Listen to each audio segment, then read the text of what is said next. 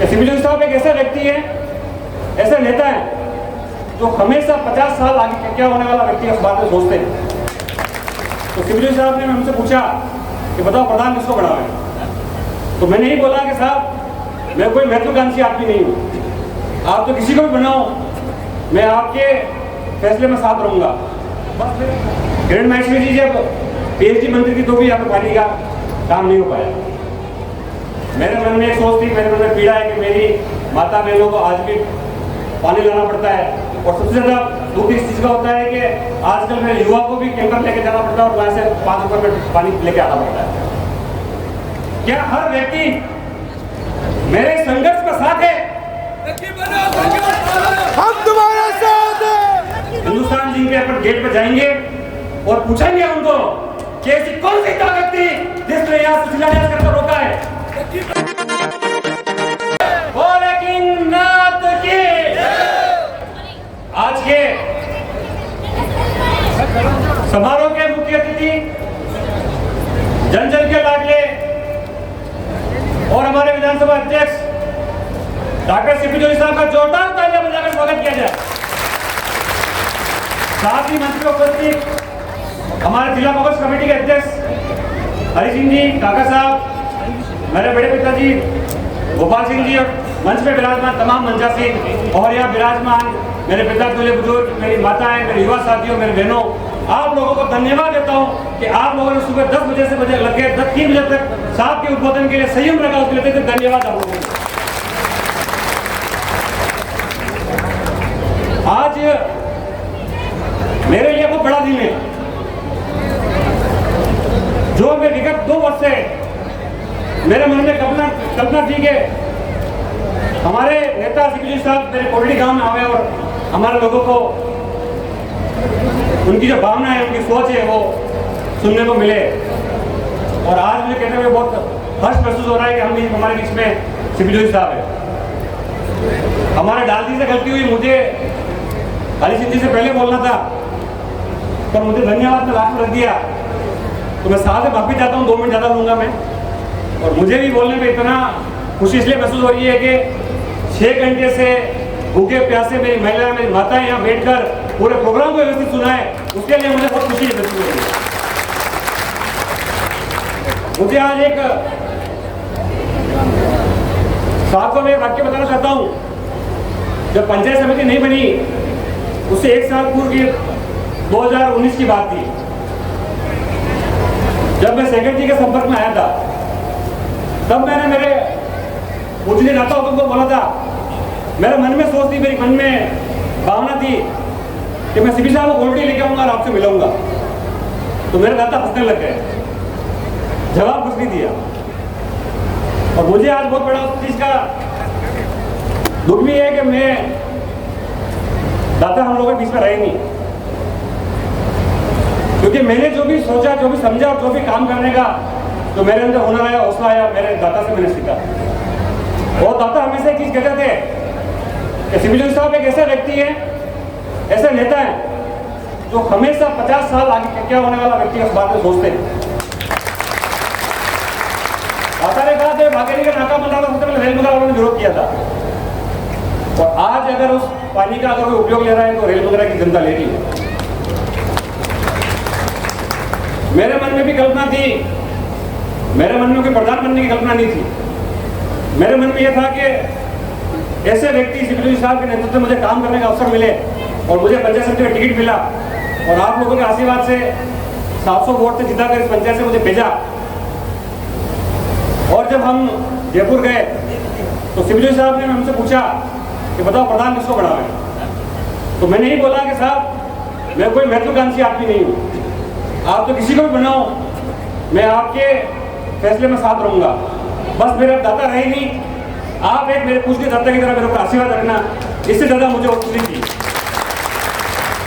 और मुझे बहुत गर्व है, बहुत खुशी का महसूस है कि सीपी जोशी साहब ने मेरे पूछने दाता की तरह मुझे आशीर्वाद रखा, और मुझे हर जगह हमेशा मुझे ज्ञान सिखाया।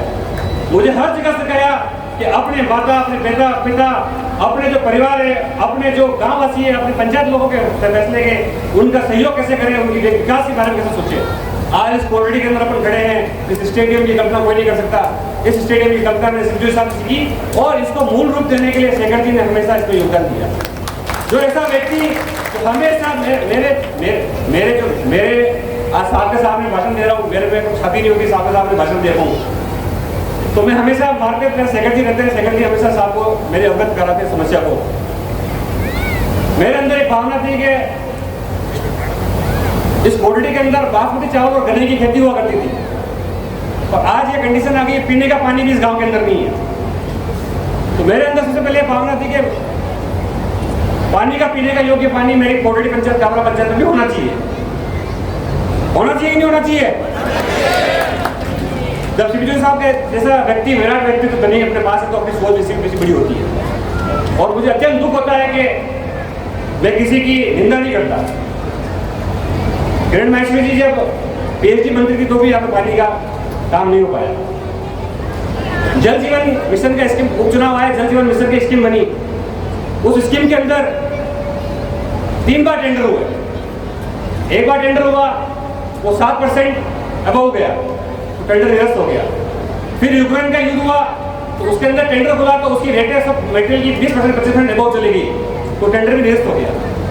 तीसरी बार वापस टेंडर हुआ वो तो उस ठेकेदार की 20% रेट अबव आई। तो मैंने कहा बहुत संघर्ष करना पड़ रहा है यार। तब मैंने सिद्धू साहब से निवेदन किया, मैंने कहा सर ये करवाना पड़ेगा हमको। तो चीफ इंजीनियर को बुलाकर उस कॉन्ट्रैक्टर से रेट कम कराकर सिद्धू साहब ने जल जीवन मिशन का काम भी करवाया। क्या ये कार्य सिद्धू साहब के विधायक तो है नहीं है?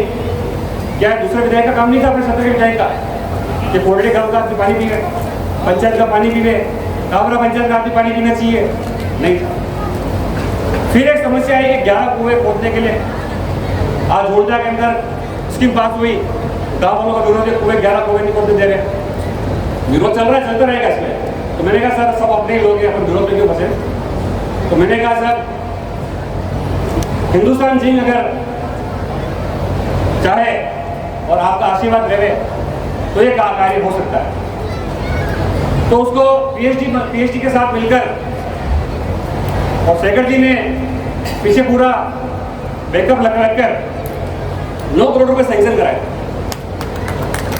कितने? 9 करोड़ रुपए। 9 करोड़ रुपए सैंक्शन कराए ताकि हमारी, मेरे मन में सोच थी, मेरे मन में पीड़ा है कि मेरी माता बहनों को आज भी पानी लाना पड़ता है। और सबसे ज्यादा दुख इस चीज का होता है कि आजकल मेरे युवा को भी कैंपर लेके जाना पड़ता है और वहां से 5 रुपए में पानी लेके आना पड़ता है। तो मेरे मन में ये पीड़ा थी तो ये पीड़ा करी और मुझे कहते हैं वो दुर्भाग्य महसूस हो रहा है। आज इस स्टेडियम के लोकार्पण के साथ साथ उस पानी का शिलान्यास करने का भी था तो हिंदुस्तान सिंह ने किसी के दबाव में आकर वो टेंडर रोक दिया, बोला कि हमें का कार्य नहीं करना। तो मुझे यार बहुत अफसोस हुआ और मेरे पास रात की सूचना ही नहीं होना, क्यों नहीं होना? किसी भी साहब को किसी तरीके से यहाँ पे आकर नहीं रोका है। मैंने कहा भैया यार तुम्हारे यार नहीं रोकना तो टेंडर कॉपी क्यों करी? ये हिंदुस्तान सिंह ने कोटड़ी और काबरा पानी के लिए 8 करोड़ रुपए सैंक्शन किए और ऐसी कौन सी ताकत है जिससे ये यहाँ पर कार्य होने से रोका? तो मैं ये जरूर जानना चाहूंगा। तो मैं ये कहना चाहता हूँ सबसे,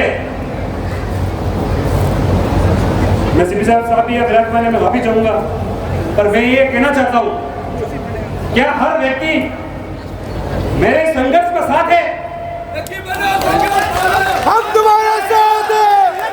संघर्ष करो, हम तुम्हारे साथ हैं। लकी बना संघर्ष करो, लकी बना।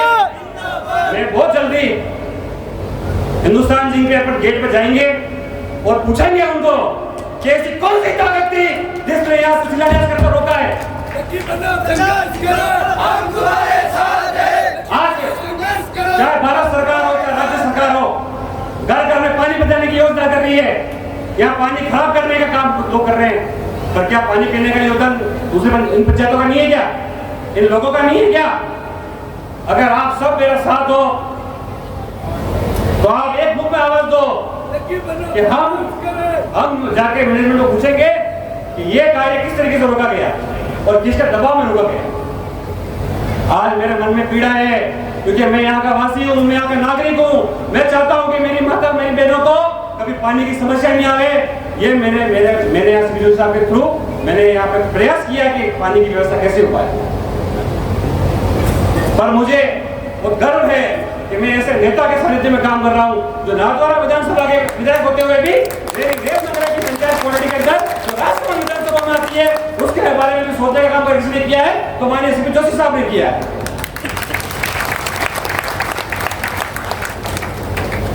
साथियों,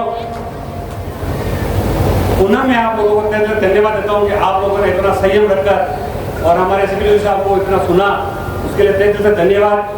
मैं इन्हीं शब्दों के साथ आप लोगों को बहुत बहुत धन्यवाद देता हूँ और आशा करता हूँ कि इसी तरीके से आपका प्रेम, स्नेह और मेरे ऊपर आशीर्वाद हमेशा बना रहे और सीपी जोशी साहब का आशीर्वाद और प्रेम हमेशा निरंतर इसी तरीके से मैं लोगों की सेवा कर पाऊँ। मेरे मन में इससे बड़ी कल्पना मेरे मन में कुछ नहीं है और मैं चाहता हूँ सीपी जोशी साहब का हमेशा आशीर्वाद सदैव मेरे ऊपर बना रहे। इसके अलावा कुछ नहीं। जय हिंद, जय Bharat. The Maruti Nandan grand, Nathdwara स्थित एकमात्र ultra luxurious five-star hotel. Rajsamand जिले की एकमात्र 5 star hotel the Maruti Nandan grand में भोजन की स्वादिष्ट थाली अब सिर्फ 290 रुपए में। श्रीनाथ जी की नगरी नाथद्वारा में इस सुनहरे अवसर का आनंद अवश्य उठाएं।